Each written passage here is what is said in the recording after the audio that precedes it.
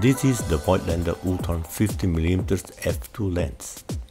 Fitted in the rangefinder camera in synchro composite shutter, the Voigtlander Vitesse camera, manufactured from 1954 and 1957. It's a very sharp lens from center to edges. This is a very mechanical lens because it carries some properties, like the aperture lever, the diaphragm shutter, and a synchronizing lever for flash shots and tensioning of the self-timer. A not easy to use lens camera for the time it was born. This lens, once removed from the camera, loses most of its ability, reducing to an optical tube, especially the focusing property.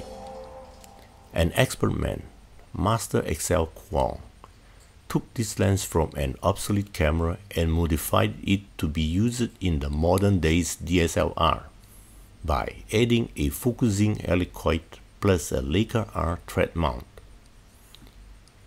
It's made of metal e-glass and now it weighs approximately 150 grams. It's 2.7 cm height and the barrel is 5.3 cm of diameter.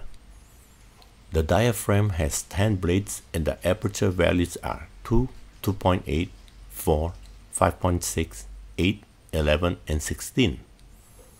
The diameter of the front glass is 3.9 cm.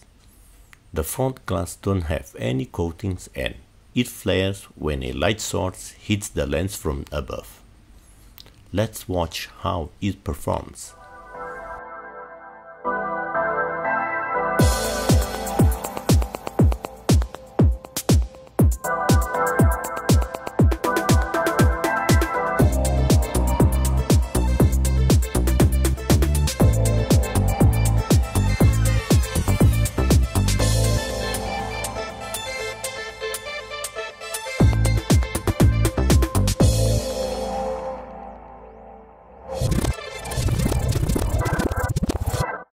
Oh yes, I'm not seeing stars.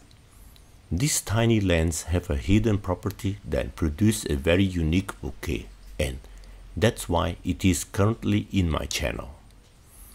This lens have two diaphragms, the first one with 10 blades and the second with 5 blades that form a star shape, producing star bokehs. By pressing down this tension lever, the star bokeh forms, depending on the size you want. I use the two diaphragms in couple mode. The first one by setting an aperture to about 5.6, plus a middle-sized star that gives the bokeh sharper corners. Now let's watch again how it performs.